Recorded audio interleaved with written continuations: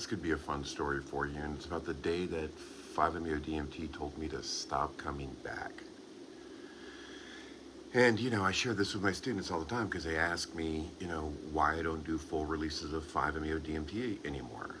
And, the funny thing is, I used to do them all the time. Never been afraid of them. Would do it on a drop of a dime. I've probably had 150 to 200 full release experiences over the years. And that's not a brag, that's just a fact. And if someone asked me to do one, I'd have done it without thinking twice.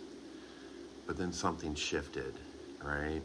And oddly enough, it happened when I started feeling a little bit disappointed about the experiences. And not because the experiences weren't profound, they always are. They always were. But they always ended, right? And I'd come back to thinking, man, I wish I could have stayed there longer, or there was more to be learned from there. And so I found myself always wanting more, right? More understanding, more insight, more answers about reality, right? And then one experience really changed everything for me.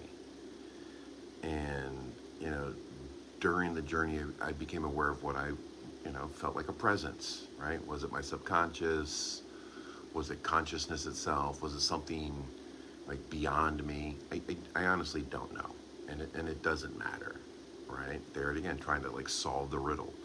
And again, after all these years, I still don't know and still don't care.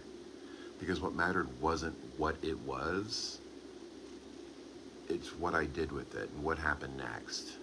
And, so the experience was suddenly there was this image. And I'll never forget, it was like a large yellow gift box wrapped with a bright red ribbon, right? Like a birthday gift, huge birthday gift. And the message I was receiving was almost playful. Go ahead, open it up.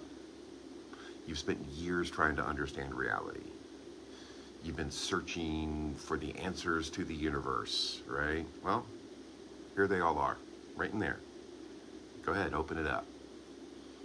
But then the feeling started to shift and change, right? Not into fear, but into what I now would articulate as felt like a warning. Almost like if you open this up, you may not be the same afterwards. And it was this feeling that I was getting you're not meant to know everything. You're here to live this life, not skip to the end of the story, right? Be a human, experience this reality. And then kind of came the part that stayed with me ever since. And the message I was getting, you already have everything you need.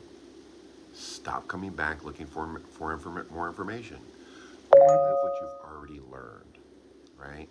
So needless to say, I never opened the box. And honestly, I've never regretted it. Because over the years, I've realized something, right? The box wasn't the gift. The message was, right?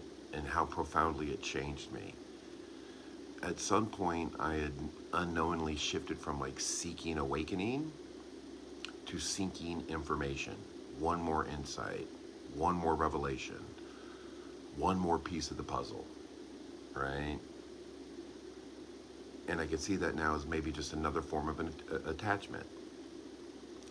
And that experience fundamentally changed my relationship with the medicine. Not because there's nothing left to discover. There's so much I don't know. And obviously not because I have all the answers, because I absolutely don't. But I do think there comes a point in time where another mystical experience isn't what transforms your life. Living what you've already been shown is the key. That's what's going to shift your life. Could I learn something from another full release experience? Maybe. I have no idea, right? And will I do one again? Maybe. But for this season of my life, it doesn't feel like that's the assignment.